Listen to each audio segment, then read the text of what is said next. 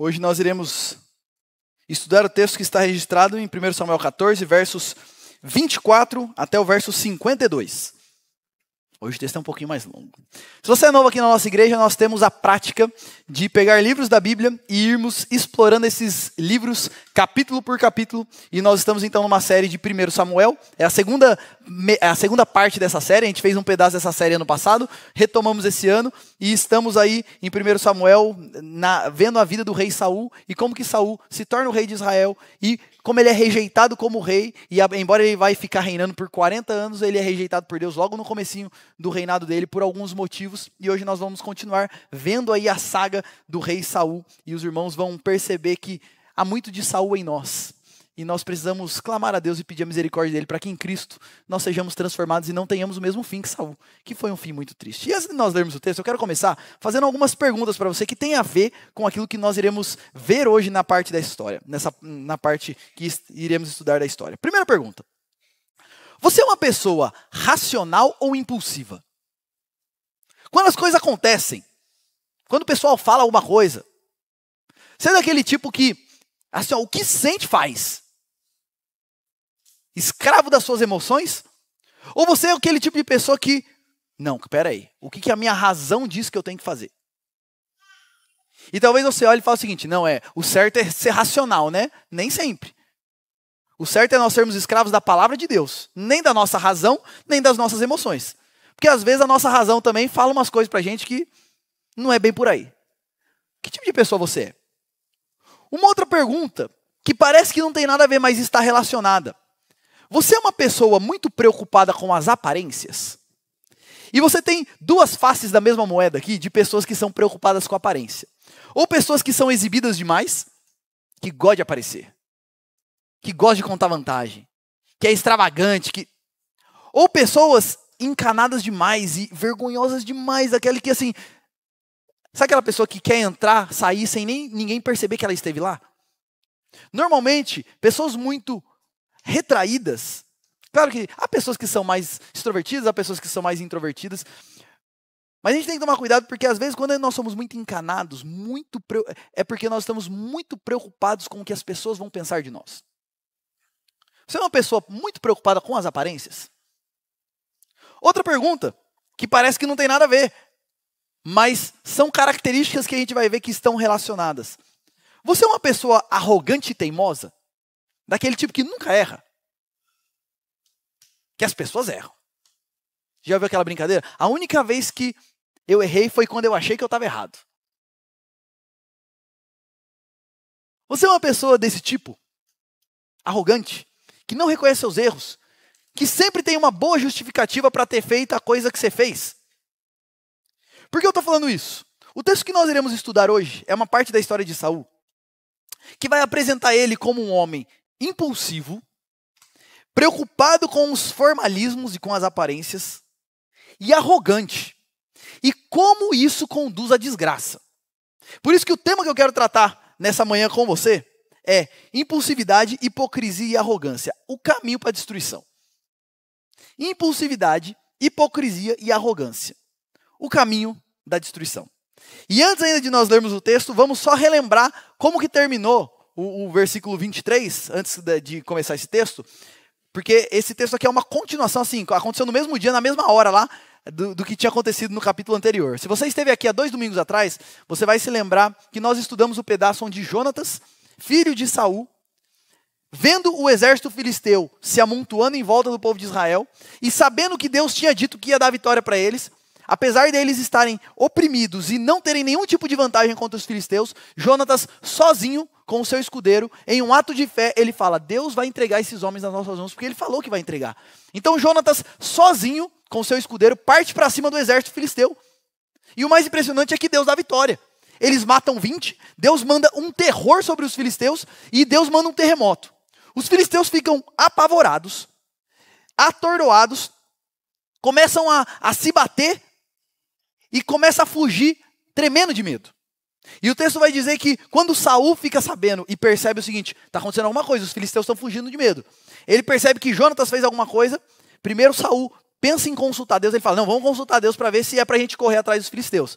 E a gente falou que Deus já tinha dito que era para ir, não precisava consultar, mas ele está preocupado com aparentar. Aí no meio do caminho ele desiste e sai correndo atrás dos filisteus, e aí eles matam um monte de gente, um monte de filisteu, que é um povo inimigo de Deus, e naquele dia Deus dá grande vitória para o povo de Israel. Nesse texto que nós vamos ler, é uma coisa que aconteceu nesse meio tempo. Enquanto eles estavam perseguindo os filisteus, aconteceu uma coisa. E é sobre isso que nós iremos ler hoje. Como que Saul, por causa do seu caráter, da sua impulsividade, da sua hipocrisia, da sua arrogância, Deus deu vitória para o povo. Mas foi uma vitória muito menor do que poderia ter sido.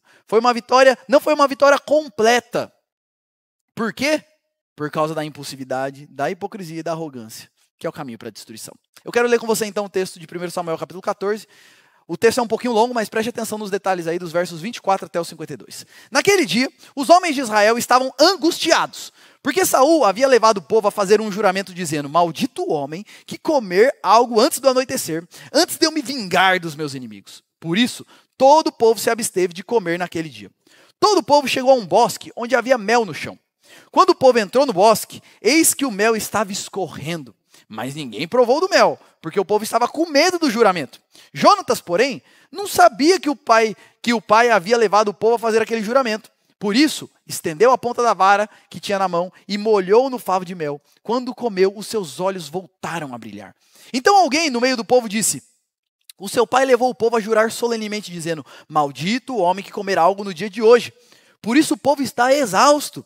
Então Jonatas disse: meu pai trouxe desgraça, desastre sobre a terra. Vejam como os meus olhos brilham por eu ter provado um pouco desse mel. Teria sido muito melhor se hoje o povo tivesse comido livremente do que encontrou entre os despojos dos seus inimigos. A derrota dos filisteus teria sido bem maior. Naquele dia, derrotaram os filisteus desde Micmas até Aijalon. O povo estava muito exausto. Então, lançando-se sobre o despojo, pegaram ovelhas, bois e bezerros e os mataram no chão e comeram a carne com sangue. Foram contar isso a Saul, dizendo: eis que o povo está pecando contra o Senhor, porque comem a carne com sangue. Saul gritou: traidores, rolem para aqui uma grande pedra. E Saul disse mais: espalhem-se entre o povo e digam a eles que cada um me traga o seu boi, a sua ovelha, e que os matem e então comam. E que não pequem contra o Senhor, comendo carne com sangue. Então todo o povo trouxe de noite, cada um o seu boi, e o matou ali. E Saul edificou um altar ao Senhor. Foi o primeiro altar que ele edificou. Então Saul disse: vamos descer essa noite no encalço dos filisteus. Vamos saqueá-los até o raiar do dia, e não deixemos que fique nem sequer um deles. Eles responderam: faça como achar melhor. Mas o sacerdote disse: vamos primeiro nos aproximar de Deus. Então Saul consultou a Deus, dizendo: devo descer no encalço dos filisteus? Tu os entregarás nas mãos de Israel? Porém, naquele dia, Deus não lhe respondeu. Então Saul disse: venham cá, todos os chefes dos povos, e informem-se e descubram qual é o pecado que foi cometido hoje. Porque tão certo como vive o Senhor, que salve Israel, ainda que o meu filho Jonatas seja o culpado, certamente morrerá. Porém ninguém de todo o povo lhe respondeu. Então Saul disse a todo Israel: fiquem vocês de um lado, e eu e o meu filho Jonatas ficaremos do outro. E o povo disse a Saul: faça como achar melhor. Então Saul falou ao Senhor, Deus de Israel: mostra a verdade. Então Jonatas e Saul foram indicados por sorteio, e o povo saiu livre. Então Saul disse: lancem sorte entre mim e Jonatas, meu filho. E Jonatas foi indicado. Então Saul disse a Jonatas: diga-me o que foi que você fez. E Jonatas respondeu: eu apenas provei um pouco de mel com a ponta da vara que tinha na mão. Eis-me aqui, estou pronto para morrer. Então Saul disse: que Deus me castigue se você não for morto, Jonatas. Porém o povo disse a Saul: como é que Jonatas pode ser morto? Ele que efetuou tamanha salvação em Israel? Nada disso. Tão certo como vive o Senhor, nenhum dos seus cabelos cairá no chão. Pois foi com a ajuda de Deus que ele fez isso hoje. Assim como o povo salvou Jonatas para que não morresse. Assim o povo salvou Jonatas para que não morresse. E Saul deixou de perseguir os filisteus e estes voltaram para a sua terra. Quando assumiu o reinado de Israel, Saul lutou contra todos os seus inimigos ao redor, contra Moabe, os filhos de Amon e Edom, e contra os reis de Zobá e os filisteus, e para onde quer que se voltava, ele era vitorioso. Lutou com coragem, derrotando os amalequitas e libertando Israel das mãos dos que o saqueavam. Os filhos de Saul eram Jonatas, Isvi e Malquissua. Os nomes das suas filhas eram Merabe e a mais velha Mical, e Mical a mais nova. A mulher de Saul se chamava Ainoã, filha de Aimaas. O nome do general do seu exército era Abner, filho de Ner, tio de Saul. Quis era pai de Saul e Ner, pai de Abner, era filho de Abiel. Durante todo o reinado de Saul, houve forte guerra contra os filisteus. Por isso, sempre que via um homem forte e valente, Saul o agregava para si. Até aqui a leitura da palavra de Deus. Meus irmãos, esse texto começa mostrando e narrando como Saul, de maneira impulsiva e por puro formalismo, faz um voto precipitado com Deus. O que aconteceu? Então, Jonatas partiu para cima dos filisteus, Deus manda o terremoto, tá todo mundo morrendo de medo, os filisteus começam a fugir, e Saul vê tudo isso e fala, chama o exército, convoca o exército, toca a trombeta, vamos todo mundo perseguir os filisteus. Só que Saul, antes de começar a perseguição, ele faz um voto diante de Deus, faz um juramento. E o juramento dele é o seguinte, nesse dia, ninguém vai comer, até o anoitecer, até que nós matemos todos os meus inimigos e eu me vingue de todos os meus inimigos. Ele faz um voto e um juramento, colocando ele e todo o exército dele dentro desse juramento, que eles iam fazer um jejum durante todo aquele dia de guerra, iam comer só à noite, para então Deus dar vitória para eles. E meus irmãos, provavelmente, e o que a gente vê nesse texto, é que a motivação de Saul aqui, e por que Saul fez isso? Por dois motivos principais. Primeiro, porque Saul era impulsivo. Saul ele é apresentado o tempo todo na Bíblia como uma pessoa impulsiva, como uma pessoa seguinte, a situação acontece, dá na telha dele ele faz, dá na telha dele ele fala, dá na telha dele ele se compromete. Saul é assim, ele pega e faz, ele não pensa, ele só faz. Ele era um homem impulsivo, e ao mesmo tempo que Saul era muito impulsivo, Saul era uma pessoa muito preocupada com uma aparência de religiosidade diante de Deus. A gente vê isso na vida de Saul, o coração dele não estava com o Senhor. Mas ele está o tempo todo tentando comprar o favor de Deus, fazendo atos religiosos, mesmo que o coração dele não esteja no Senhor de fato, mas ele está o tempo todo fazendo atos religiosos para tentar comprar e ganhar o favor de Deus. Ele é uma pessoa muito preocupada com o formalismo e com a religiosidade de maneira geral. Então, esse jejum que ele faz é um jejum que tem cunho religioso. A ideia é o seguinte, Deus está nos dando essa vitória, então vamos nos consagrar a Deus, para Deus nos dar uma vitória ainda maior. Mas você percebe, se você ver aí na sua Bíblia, que a motivação dele é o seguinte, eu quero me vingar dos meus inimigos. Saul queria a bênção de Deus, mas ele queria a bênção de Deus para engrandecer o nome dele, para promover a vingança que ele queria promover. Então ele faz esse voto, propondo um jejum para todo o exército durante aquele dia de batalha. E meus irmãos, esse é um juramento muito tolo. Pensa comigo.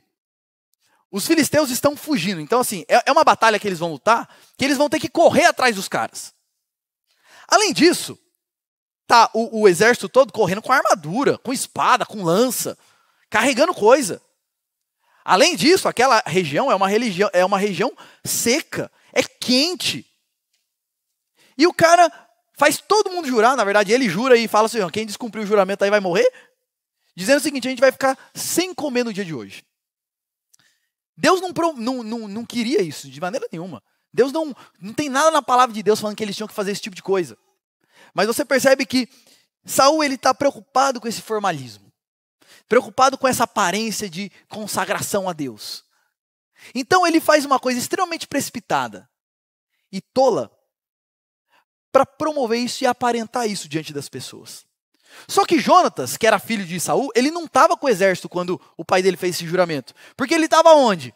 Sozinho, indo para cima dos filisteus. Fazendo o que era para Saul estar fazendo. Lembre-se disso, Deus tinha falado, quando Saul foi ungido rei, Samuel falou para ele, olha, quando o Espírito de Deus vier sobre você, você vai atacar os filisteus.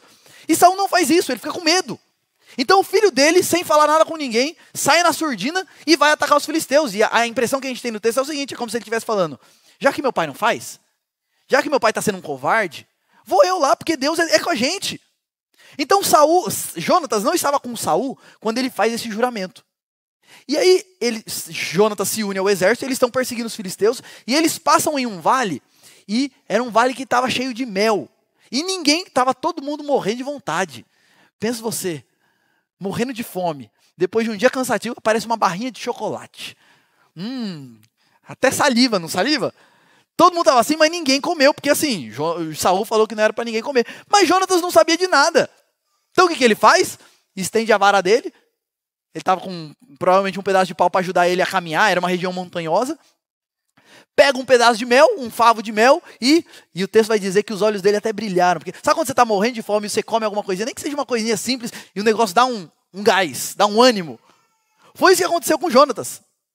E ele continuou, e quando o povo viu que Jonatas provou do mel, aí eles contaram para ele: Jonas, o que você fez, rapaz? O seu pai fez a gente jurar que a gente não ia poder comer nada até o anoitecer, até ele se vingar dos inimigos dele. E Jonatas, ao saber desse voto do pai, o texto vai mostrar que Jonatas desaprova o pai dele. Ele fala assim: meu pai trouxe desgraça sobre o povo. Meu pai trouxe desastre sobre a terra. Era muito melhor que cabeça dele. Onde ele estava com a cabeça?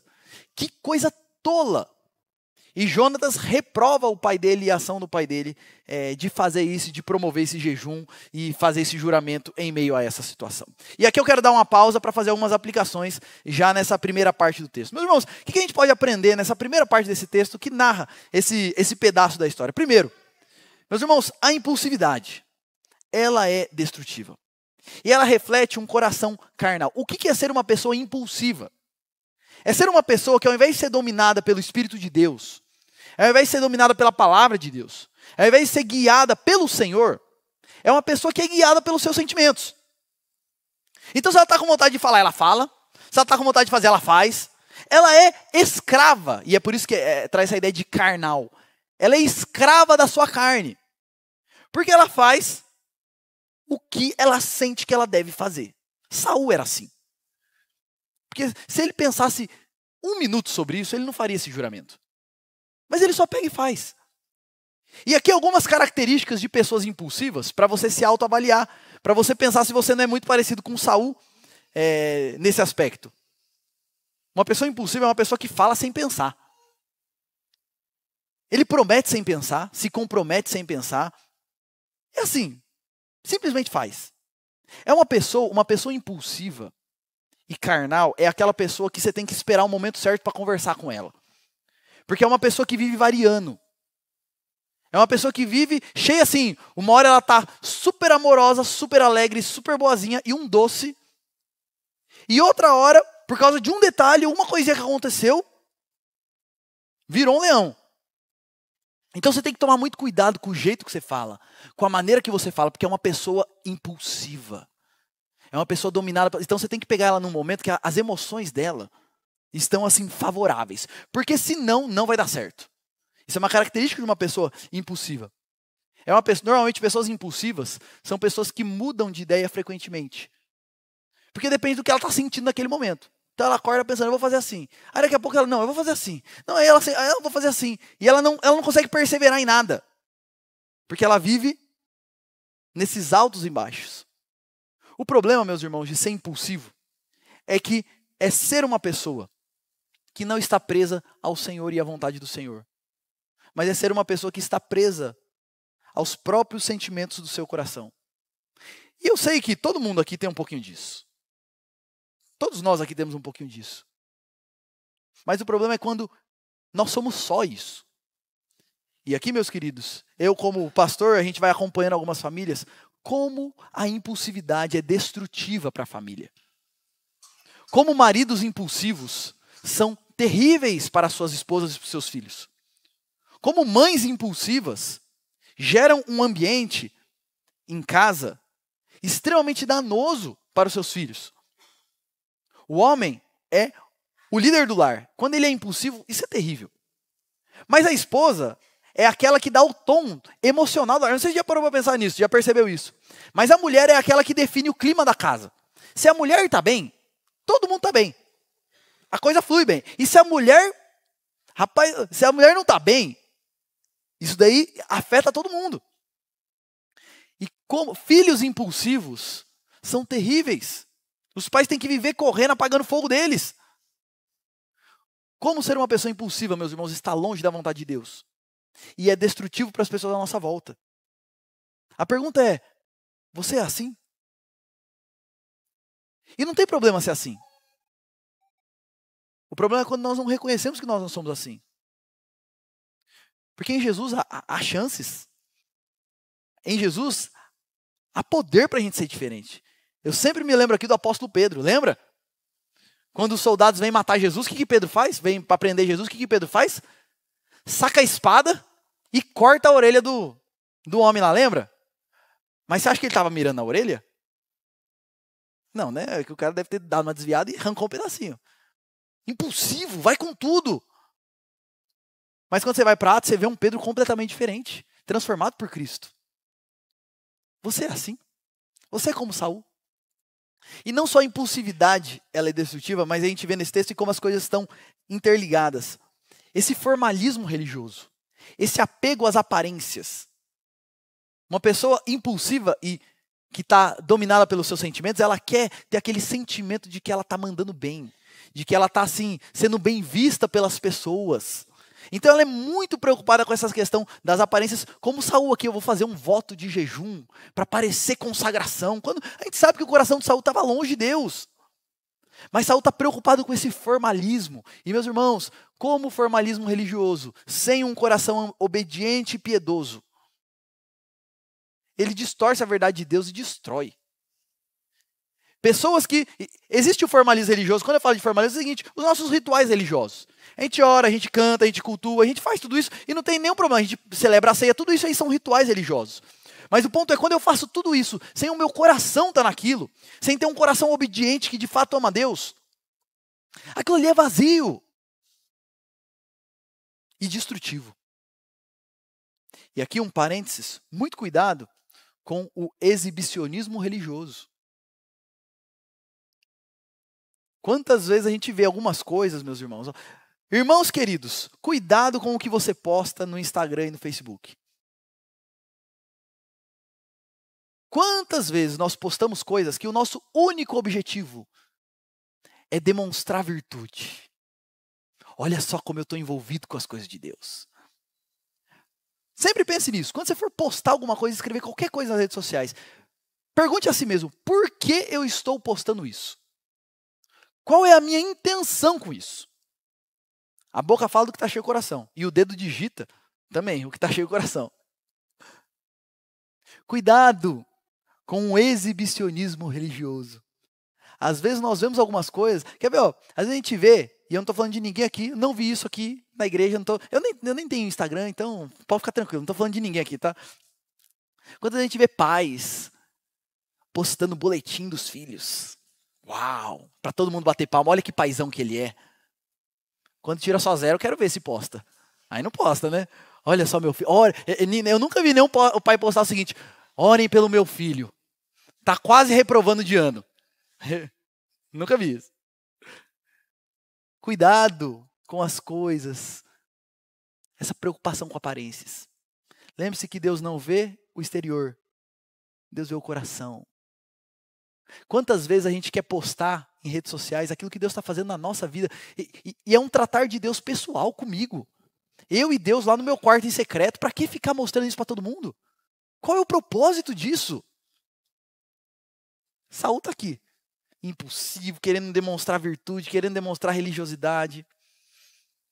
E a gente sabe que o coração dele está longe do Senhor. A impulsividade e o formalismo de Saul são evidentes aqui e são destrutivos. O texto vai continuando aqui a nossa história, dizendo o seguinte: que quando o jejum acaba, chega a noite, o povo está esfomeado, morrendo de fome. Então eles chegam num lugar onde eles matam os filisteus e eles chegam no lugar que estavam os despojos, os restos. Matou o exército e ficou lá o que o exército tinha. Eles pegam os animais, os bois, as ovelhas, mata ali mesmo do jeito que estava. Assa de qualquer jeito e come.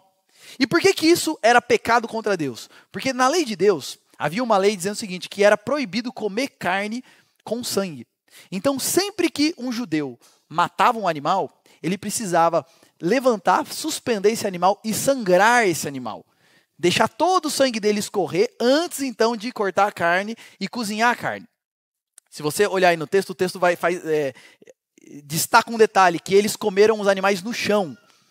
Qual que é o propósito de fazer esse destaque? É falar o seguinte, eles não pararam, mataram, levantaram o animal e suspenderam para ele ser sangrado. Aqui, meus irmãos, o meu avô morava em roça, em sítio.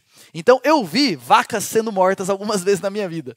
E isso se você é de sítio, você já deve ter visto isso. Você mata o animal e aí você pendura ele pela perna e sobe ele, guincha ele, para que todo o sangue possa escorrer do animal, para que você então tenha a carne ali sem sangue. E o que eles fizeram? Mataram ali no chão mesmo, sangraram de qualquer jeito, estava todo mundo morrendo de fome. Assaram de qualquer jeito e comeram de qualquer jeito. Saul fica sabendo que o povo fez isso. E ao invés de Saul pensar o seguinte, olha a desgraça que eu meti o meu povo. Por que o povo está morrendo de fome? Porque Saul, bonitão, né? Ele é o rei, ele vai de cavalo. Agora, o exército que está lá correndo a pé atrás dos caras, aí é fácil, né? Prometer pelos outros. Quando o Saul fica sabendo disso, ao invés dele pensar, olha, eu coloquei o meu povo nessa tentação. Eu coloquei o meu povo nessa situação. Não, o que ele faz? Ele chama todo mundo, repreende todo mundo, toma o lugar do sacerdote e quer purificar todo mundo. Ele fala, traz uma pedra, vamos fazer um altar, vamos matar os animais aqui. Saul aqui, e a gente vai ver pela história que o sacerdote estava lá, mas ele está tomando a frente do sacerdote e está querendo ele mesmo dirigir o povo em purificação. Meus irmãos, que hipocrisia. Saul ele não atacou os filisteus porque estava com medo, porque era um covarde. Jonatas vai, ataca. Ele faz um juramento tolo, completamente precipitado, na impulsividade. O povo está em pecado por causa dele. Ele que colocou o povo nessa situação. E ao invés dele falar, puxa vida, que cabeça minha. Não, ele coloca a culpa no povo e ainda quer tomar o lugar do sacerdote para purificar o povo. É irônico isso, porque é o seguinte, Saul é um péssimo rei. Tolo. Não sabe dirigir o seu povo de acordo com a vontade de Deus. E ainda quer fazer papel de sacerdote? Agora? Que não é o chamado dele, que não é o papel dele, quer tomar a frente, quer purificar o povo ainda. É muita ironia, meus irmãos, e é muita hipocrisia da parte de Saul fazer isso daqui. E aqui, vamos fazer uma pausa e vamos fazer mais algumas aplicações aqui para nós.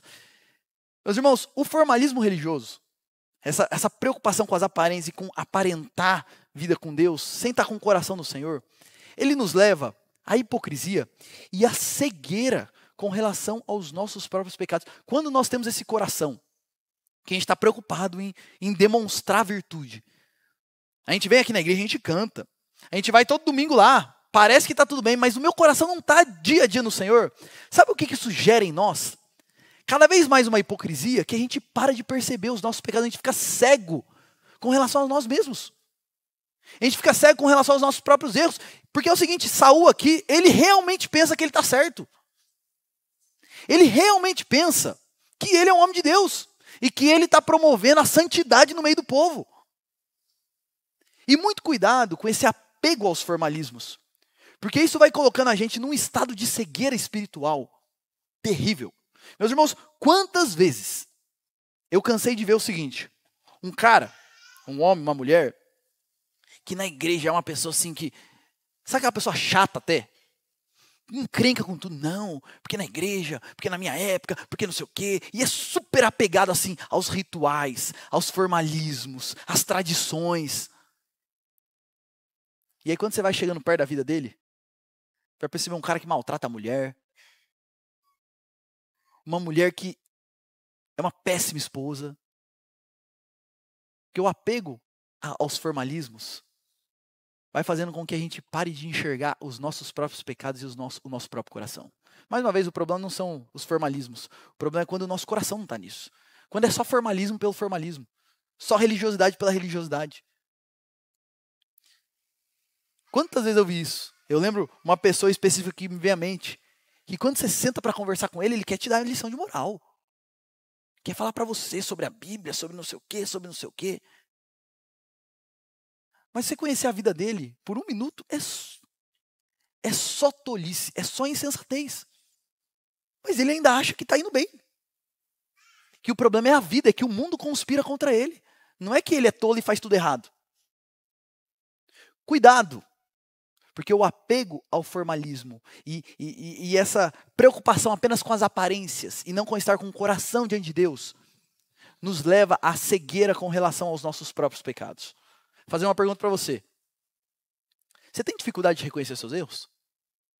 Você é o tipo de pessoa que não consegue enxergar os seus próprios erros, que é sempre os outros que estão errados? Cuidado, porque uma vida verdadeira com Deus leva a gente a enxergar os nossos pecados. A caminhada com Cristo nos leva a perceber a nossa própria miséria e a nossa necessidade de transformação. E aqui uma palavrinha também, ainda sobre o texto, sobre a questão dos votos. Porque a gente vê Saul fazendo um voto aqui e o voto sendo uma desgraça ali para o povo. E aqui só uma palavrinha sobre isso. Aqui, meus irmãos, fazer juramentos e fazer compromissos e fazer votos não é necessariamente errado. Pelo contrário, pode ser uma bênção. Por exemplo, quando eu fui ordenado pastor, eu fiz um voto. Eu fiz um juramento, prometendo que eu ia cumprir o meu ministério, pregar a palavra de Deus fielmente. E isso é bom. É próprio que eu cumpra isso de todo o meu coração. Quando pais apresentam seus filhos para serem batizados, eles estão fazendo votos. Eles prometem e se comprometem diante de Deus da igreja, a ensinar seus filhos no caminho do Senhor e assim por diante. Se você é um médico, quando você foi receber sua graduação, você fez um juramento. Advogados fazem juramentos, engenheiros fazem juramentos e assim por diante. Professores fazem juramentos. Todas as profissões faz, de certa forma, e normalmente um juramento quando eles vão ser graduados. Isso é bom. E firmar compromissos e votos diante de Deus não é necessariamente ruim. Pelo contrário, quando a gente entende o que Deus quer de nós e faz votos e juramentos se comprometendo a cumprir a vontade de Deus para as nossas vidas, isso é bom, isso é agradável a Deus. E aqui um parênteses rapidinho, uma perguntinha rapidinho. Você tem sido fiel aos juramentos que você tem feito diante de Deus? Os juramentos que você e os compromissos que você assumiu diante de Deus, você tem sido fiel a eles e tem cumprido fielmente seu papel como marido, como esposa, como pai, como filho, como profissional? Você tem sido fiel aos compromissos assumidos diante de Deus? Mas ao mesmo tempo que juramentos podem ser uma bênção, juramentos carnais e precipitados são destrutivos. Então, muito cuidado ao se comprometer. Muito cuidado ao fechar um acordo. Não seja precipitado, pense. E coloque diante de Deus, pondere de acordo com a palavra de Deus. Porque ao mesmo tempo que juramentos podem ser uma bênção, eles podem ser destrutivos para as nossas vidas. O texto continua, trazendo aí um fechamento de como essa história termina, falando que o povo, aí Saul traz, todo mundo, ele faz um altar, todo mundo mata agora o animal certinho, o sangue, todo mundo come, todo mundo jantou, já era noite, passou. Saul, ao invés de deixar o povo descansar, sempre Saul, impulsivo, assim, de novo, Saul não dá uma bola dentro. Saul, depois que todo mundo jantou, se levanta e fala, e aí gente, vamos terminar? Vamos correr atrás dos filisteus e vamos matar todo mundo até o amanhecer? Meus irmãos, pensem nisso. Eles ficaram o dia inteiro correndo atrás deles, sem comer. Agora, eles encheram a barriga e eles devem ter comido. Você imagina a cena. Deve ter comido como não comeu na vida. Tá todo mundo com a barriga cheia. Aí Saul levanta e fala, vamos continuar a perseguição? E outra coisa, na época, não tinha poste de luz. Você perseguir um exército inimigo à noite, sem lanterna, é tolice. Mas Saul, sempre Saul, ele quer, não, vamos lá. Aí um sacerdote se levanta e fala assim, Saul, o que você acha da gente consultar a Deus antes? Para ver se essa é a vontade de Deus. Saul fala, ótima ideia, vamos consultar a Deus. Eles consultam a Deus, só que dessa vez Deus não respondeu nem vai e nem não vai, Deus não respondeu nada. Deus ficou em silêncio. A gente não sabe exatamente como eles consultaram a Deus aqui, mas o ponto é que Deus não respondeu nada e ficou claro para eles o seguinte, Deus não está falando nem sim nem não, Deus está falando nada. Deus é consultado e a resposta é silêncio. E ao invés de Saul pensar o seguinte, peraí, será que não é tolice? O raciocínio de Saul é o seguinte, alguém deve estar em pecado aqui no meio do povo. É por isso que Deus não está respondendo. Alguém fez alguma coisa errada. E com certeza não era ele, né? Era outro. Não era ele que estava fazendo alguma coisa errada ali. E então, ele consulta o Senhor agora, jogando sortes, provavelmente uma técnica conhecida no Antigo Testamento por Urim Tumim, onde ele pega uma pedrinha e escreve de um lado uma coisa, do outro lado a outra. E aí, ele separou o povo de um lado e ele, Jonatas, do outro. E falou, agora eu vou lançar o dado. Deus, se o problema estiver em mim ou no meu filho, que caia Urim. Se tiver no povo, que caia Turim. Jogou, pum, o dado caiu neles. Aí, colocou ele e Jonatas de um lado e falou, agora vamos jogar. Se for meu filho Jonatas, ele vai ser morto. Joga a pedra, cai na onde? No filho dele, Jonatas. Aí ele chega em Jonatas e fala, Jonatas, que aconteceu? O que você fez de errado? Jonatas falou assim, olha pai, eu não sabia de nada. Mas quando eu passei lá no bosque, tinha um monte de mel lá, eu estava morrendo de fome, comi um pouquinho de mel. Eu nem sabia que o senhor tinha feito esse juramento aí. Inclusive foi meio tolo, né, da sua parte, mas deixa quieto. Eu não sabia, estou pronto para morrer, pode me matar.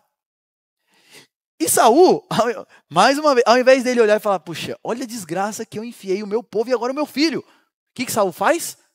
Tá bom, vou te matar então. E meus irmãos, talvez a gente pare assim, nossa, mas... Porque quando a gente para pensar, Jonatas não pecou aqui.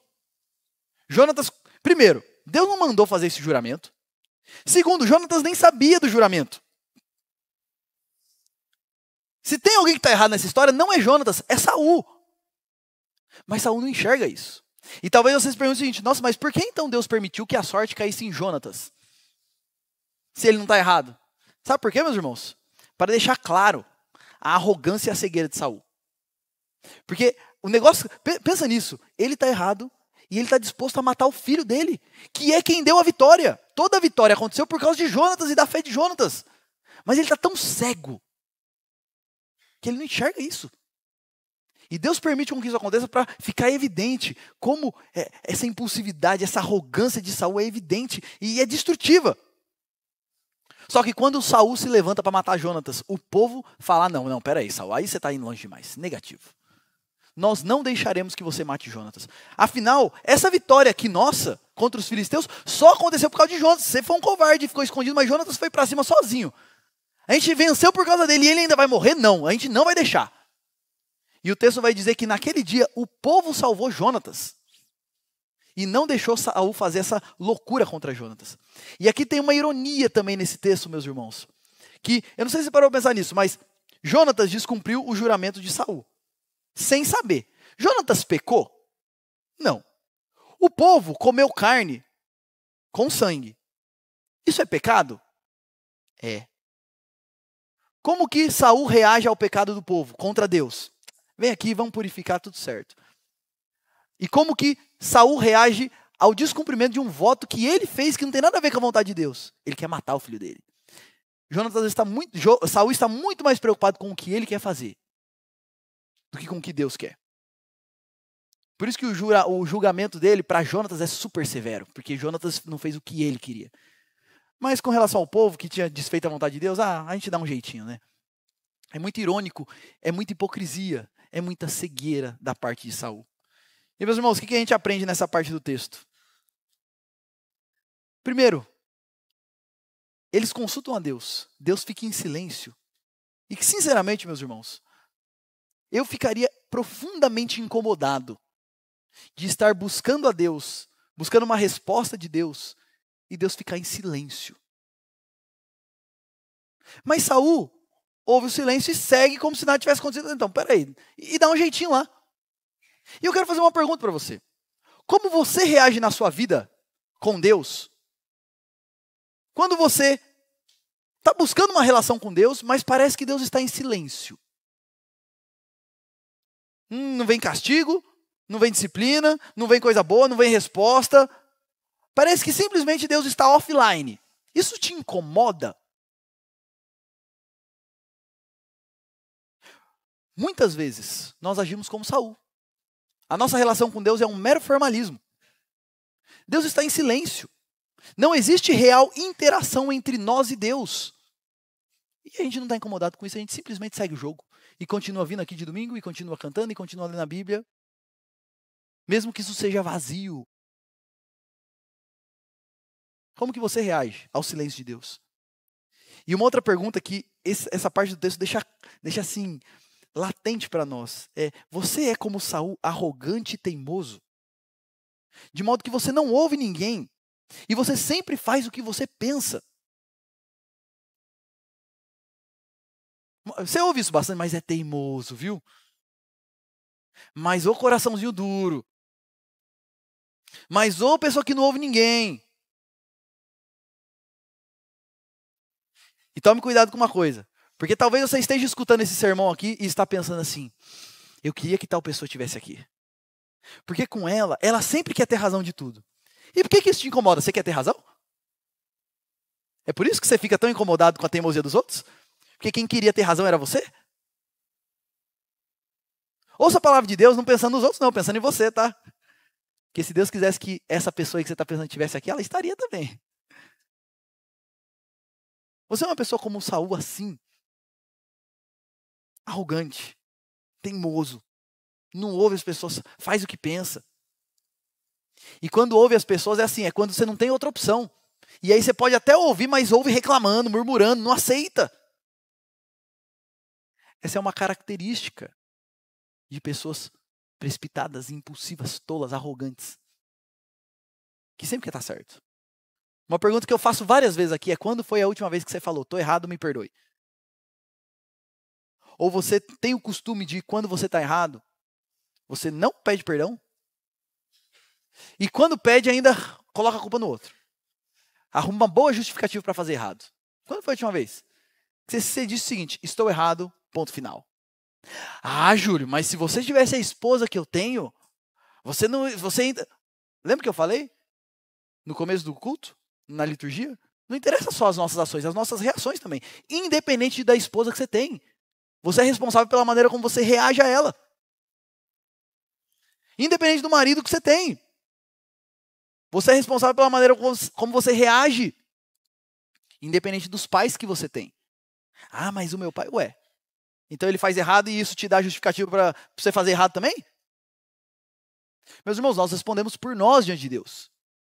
E tudo que você faz, deixa de fazer, age e reage, é você que está fazendo. Você é como Saul, teimoso, arrogante, faz o que pensa, não se deixa corrigir. Ouve as coisas da palavra de Deus e fala assim: ah não, mas isso daí não é bem assim não na minha vida. Cuidado com a arrogância. Porque isso é destrutivo e a gente vê isso na vida de Saul. Esse texto que nós lemos termina, lá nos versos 47 e 52, fazendo um resumo da vida de Saul. E falando das várias vitórias militares que Saul teve. Apesar de toda essa impulsividade, arrogância e etc., Saul foi um homem que teve muitas vitórias militares. E o texto termina dizendo o seguinte, que ele lutou contra esse, lutou contra esse, lutou contra esse, e ele foi vitorioso em todas as batalhas que ele batalhou.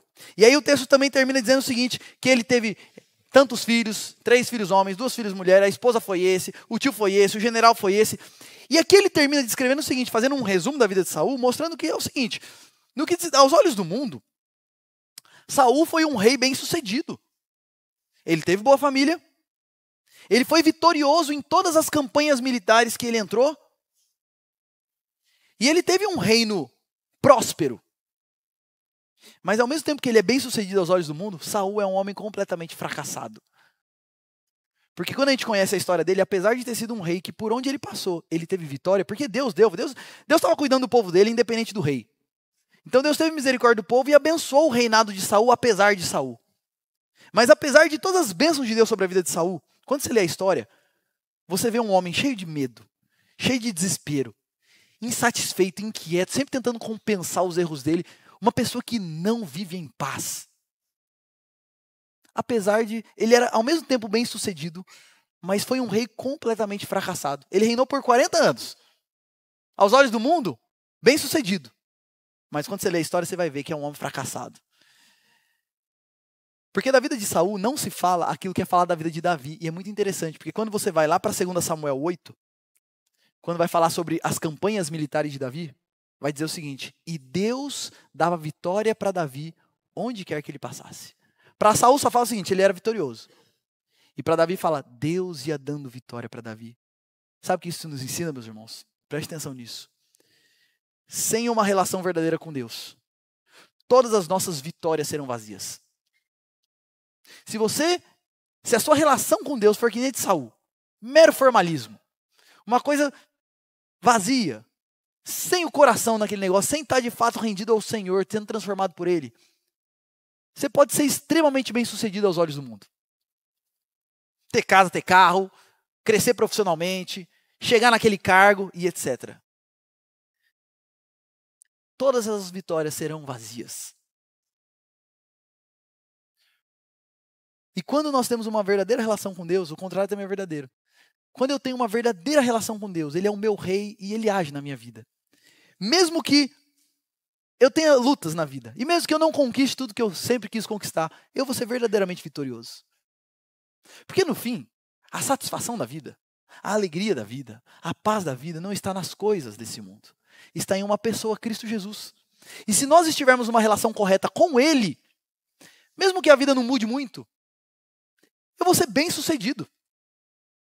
Vivendo uma vida cheia de Deus.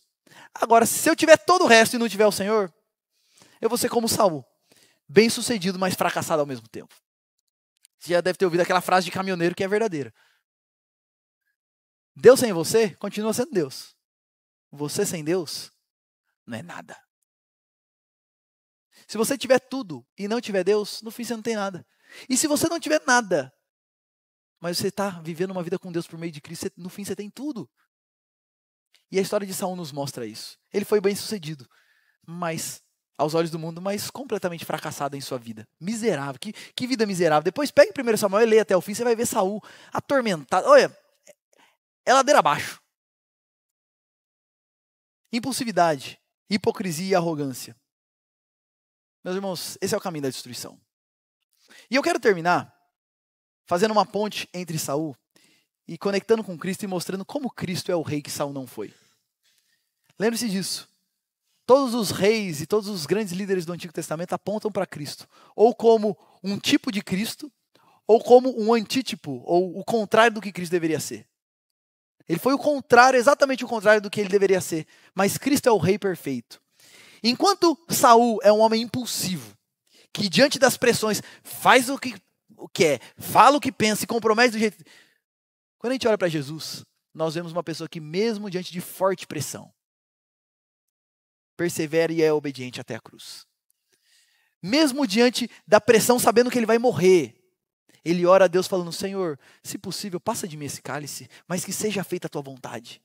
Aí os soldados chegam para prendê-lo, e o texto vai dizer que Pedro vai lá, saca a espada para cortar. Jesus fala, para Pedro, para. Se eu quisesse, eu parava tudo isso. Quando ele chega diante de Pilatos, ele está sendo julgado. Todo mundo está falando um monte de coisa contra ele. E o texto vai dizer que Jesus fica quieto. Ele não responde.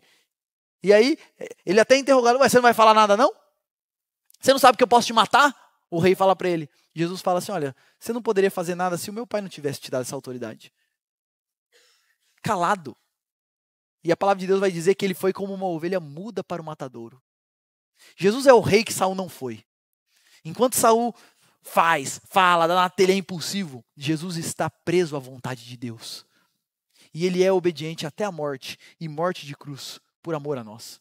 Enquanto Saul é um péssimo rei, que não é rei direito e ainda quer pagar de sacerdote, Jesus é aquele que é o rei perfeito, o sacerdote perfeito, o profeta perfeito, se concentra na sua missão e não se distrai com mais nada. O próprio Jesus disse que a comida dele, o pão dele era fazer a vontade do meu Pai, cumprir a missão que o Pai tem para mim. Jesus é o rei perfeito, que se concentra na missão, que não se perde nas distrações e vai até o fim. Enquanto Saul é orgulhoso, é arrogante, quer demonstrar virtude, quer se vingar dos inimigos dele, quer tomar a frente, Jesus é o rei humilde, que em nenhum momento pensou nele mesmo, que em nenhum momento pensou nos interesses dele, mas tudo o que ele fez foi para o bem do povo dele. E ele literalmente se sacrificou por amor a nós. Esse é o rei perfeito. E Jesus é o rei, meus irmãos, que não só nos reconecta a Deus, mas traz a bênção de Deus para nós. O único caminho para nós não sermos como Saul, bem-sucedido e ao mesmo tempo um fracassado, é nos reconectarmos com Deus por meio de Jesus. Porque esse Jesus faz a gente desfrutar da bênção, da presença de Deus em nossas vidas. De modo que a gente vive uma vida que mesmo quando tudo não está bom, eu desfruto da paz que vem do Senhor. E eu desfruto da bênção de Deus na minha vida. A verdade é que por natureza nós somos muito mais parecidos com Saul do que com Cristo. Por natureza nós somos assim, impulsivos, arrogantes, teimosos, preocupados com formalismos, ao invés de estar com o coração devoto ao Senhor. E meus irmãos, é exatamente por isso que a gente precisa de Cristo. Porque Deus pode converter um Saul num homem de Deus. E aqui, eu não sei se você sabe disso, Mas Paulo, antes de ser Paulo, ele era Saulo. E Saulo é o nome Saul no grego. Muitos anos depois, Deus converteu um outro Saul, que matou cristãos, que era hipócrita, arrogante, etc. E transformou esse homem num homem de Deus. Eu quero te dizer uma coisa. Talvez você, depois de ter ouvido tudo isso daqui, olhe e fale assim, nossa, pode começar a me chamar de Saul a partir de hoje. Porque eu tenho muito mais de Saul na minha vida do que eu queria. Se você olha e chega a essa conclusão, o convite para você é venha a Cristo. Porque Cristo é aquele que transforma o coração dos Sauls do nosso tempo. E transforma eles em homens e mulheres de Deus. Que não estão só preocupados com o formalismo, mas estão de fato preocupados com o coração devoto ao Senhor. Pessoas que pouco a pouco Deus vai domando, meus irmãos, o leão que existe dentro da gente.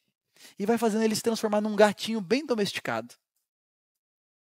Deus é o Deus que vai nos fazendo enxergar os nossos pecados. Nos livrando das nossas arrogâncias. E colocando humildade no nosso coração. Só que só dá para a gente viver isso. E passar por esse processo se nós estivermos caminhando com Cristo.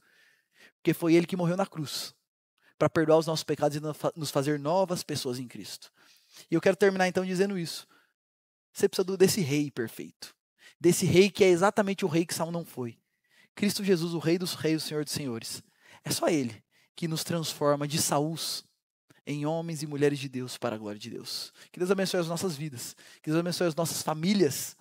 E esteja promovendo essa transformação em nós a cada dia. Vamos orar mais uma vez, já encerrando esse nosso culto também. Senhor, Tua palavra é viva e eficaz. E quando nós estudamos essas histórias que o Senhor mesmo fez questão de deixar registradas para nós, nós reconhecemos, Deus, e nós somos confrontados com a Tua verdade, e nós reconhecemos como nós muitas vezes somos parecidos como Saul. Impulsivos, dominados pelos nossos sentimentos, muito mais preocupados com formalismos do que de fato com o coração quebrantado diante do Senhor. Como muitas vezes nós somos arrogantes, teimosos, achamos que os outros estão errados, mas nós temos toda a razão. Oh Deus, quantas vezes nós somos assim? Nossa oração é nos perdoe. Nos perdoe, Jesus. E obrigado porque o Senhor morreu na cruz exatamente para isso. Para trazer perdão para os nossos corações. E não só nos perdoe, Deus, mas nos transforme. Oh Deus, acabe com a impulsividade que há no nosso coração. Nos ajude a ser pronto para ouvir, tardio para falar, tardio para se irar. Nos ajude, Deus, a sermos dominados e guiados, não pelo que nós sentimos, mas pela Tua palavra. Deus, nos ajude, Deus, a não só estar preocupado com cumprir os rituais religiosos, mas nos ajude a nos preocuparmos a conviver uma vida diariamente quebrantada e devota ao Senhor, Deus. E Deus nos livre da nossa arrogância. Nos revele a nós mesmos os nossos pecados, nos faz enxergar, Deus. E coloca no nosso coração quebrantamento e arrependimento. E obrigado, Deus, porque quando a gente pensa em todo esse processo, esse não é um processo dolorido, no sentido de trazer coisas ruins para nós, mas o Senhor vai nos transformando, e por mais que isso às vezes seja desconfortável, no fim é tão bom ser trabalhado pelo Senhor, é tão bom ser transformado por Ti. E é por isso que nós voltamos aos Teus pés de novo, para clamar a Ti misericórdia, graça sobre as nossas vidas, e pedir que o Senhor esteja nos transformando e nos conformando à imagem de Cristo Jesus, nosso Senhor. Abençoe cada família aqui representada. O Senhor sabe quem são as pessoas aqui que têm passado por dificuldades e sofrido, muitas vezes até por causa desses problemas que nós falamos hoje. A minha oração é que o Senhor esteja olhando para a situação de cada um, Deus, e trazendo direções e transformação de acordo com a necessidade de cada família aqui, Deus. Continue a abençoar o nosso dia, a nossa semana, abençoe a nossa igreja também, os planos que nós temos como igreja. Oh Deus, queremos, como igreja, estar expandindo na proclamação da Tua palavra. Então, Deus, nos use para isso e trabalhe em nossas vidas. Essa é a nossa oração. No nome de Jesus, nosso Senhor e Salvador. Amém.